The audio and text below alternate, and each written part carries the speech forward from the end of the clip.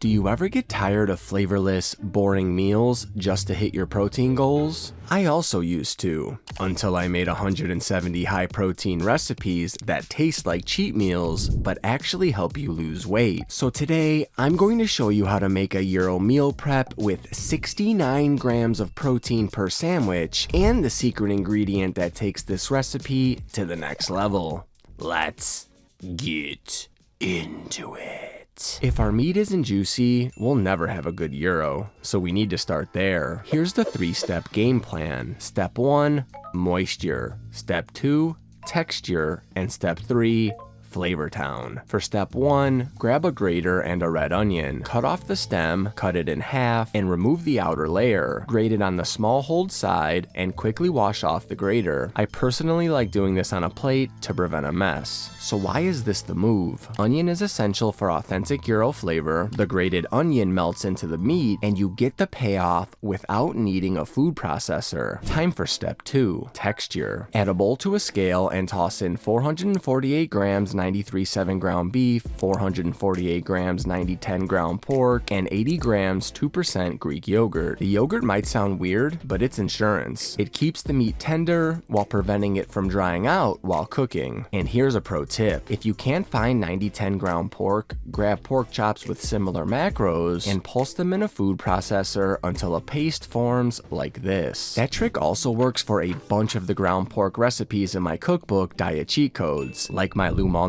deep dish pizza and my sausage egg McMuffin. Alright, now that the base is set, we're going to really lock in tenderness while we start step 3, Flavor Town. Add 100 grams onion, 15 grams garlic, and 8 grams baking soda to the bowl. Because we're using meat with less fat, baking soda is a cheat code that keeps it tender and juicy instead of tight and rubbery. Finish it off with 12 grams salt, 4 grams MSG, 3 grams black pepper, 2 grams dried oregano, 2 grams marjoram, and 1 gram rosemary. Now mix it like you mean it, 3 to 4 minutes, until it turns into a sticky uniform paste and looks like this. Then cover and refrigerate for at least 1 hour and up to 24 hours. The longer it sits, the better it tastes. I prepped mine the night before, but if you're tight on time, you can jump right into part 2. And this next part gets even better after it sits in the fridge, just like the meat. A longtime fan favorite in Diet Cheat Codes, tzatziki sauce. We'll start with 2 cucumbers about 9 inches in length. Cut off the ends, peel the outer layer, then slice each one in half and scoop out the seeds. Now grab your grater and a plate again and grate them on the small hold side of the grater. If we add the cucumber as is, it'll add way too much water into the sauce. So take the grated cucumber, wrap it in paper towels, and squeeze it out over the sink. I do this in 2 batches and I squeeze like I'm trying to get every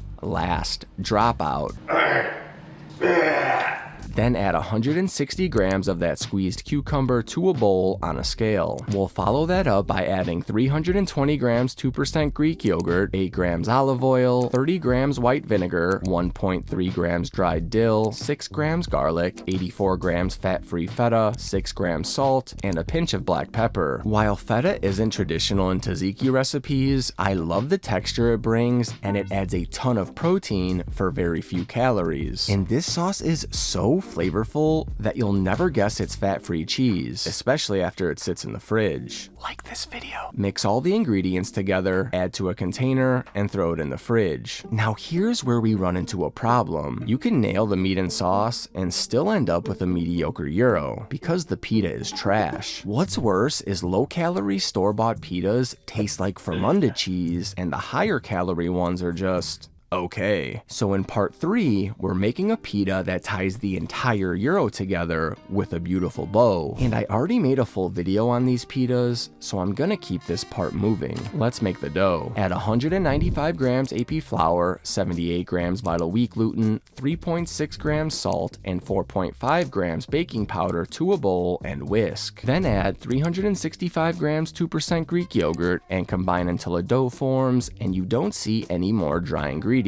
Like this. And yes, Greek yogurt is doing a lot of heavy lifting in this entire recipe, and deservedly so. It's high protein, low calorie, and in 2 of the 3 components, you won't even know it's there. By the way, I highly recommend the brand Faggi if you don't have any Greek yogurt in your fridge. Now divide into 6 equal portions, about 107 grams each. Shape into balls and roll each one out to about 7 to 8 inches. Use a light dusting of flour as you roll so it doesn't stick. When the first pita is rolled out, add it to a preheated pan on medium heat and cook each side for 1 to 2 minutes or until brown to your preference. I like mine looking like this. While one cooks, roll the next so you can crank through all 6 pitas with a quickness. As each pita finishes, stack it in a tea towel so it stays soft and doesn't dry out. Then toss them in a plastic bag. Our meat is well rested now and ready to cook. And this next part is crucial to making it taste like a real gyro, the cooking method. Let's bust out 2 sheets of parchment paper, about 24 by 15 inches each, and place half the meat on each one. Now lay another piece of parchment paper on top and use a rolling pin to spread it out. Your goal is simple. Cover most of the parchment and get it to about 1/8 of an inch thick. The thinner and more even the meat is, the more gyro-like texture and taste you'll get. When you peel the parchment off, some meat will stick, which is totally normal. The simple fix is to take a dough scraper, run it along the parchment to grab the meat, and put it right back where it belongs. Now do a quick thickness test. If you've got thick spots, move them to thin spots. Lay the parchment back onto the meat and roll it one last time until it's even. When we're finished, it should look like this. Now we shape it. Fold a thin edge of parchment over the meat, fold again, and keep rolling until you've got a tight meat log. Repeat the same process with the other half of the meat, then place both logs in a baking dish and bake in a preheated 400-degree oven for 20 to 24 minutes. When they're done, let them rest 5 to 10 minutes, unroll the parchment, then let them cool another 5 to 10 minutes so they're easier to cut. You might notice some spots look slightly undercooked. Don't worry, it's cooked through and we're going to cook it again later anyways. Using scissors, cut the meat into strips like you'd get off a gyro spit, about 1 to 1.5 inches wide and 4 to 6 inches long. Once you're done, mix the meat with the juices in the baking dish. You don't want to waste any of that flavor. Then toss it in a plastic bag and refrigerate. Now here's the only problem. We've got the gyro shape, but we don't have the browning yet. And that browning is the hallmark of a real gyro. That's why I put this through a ridiculous amount of testing, so we still get that classic browning on the outside.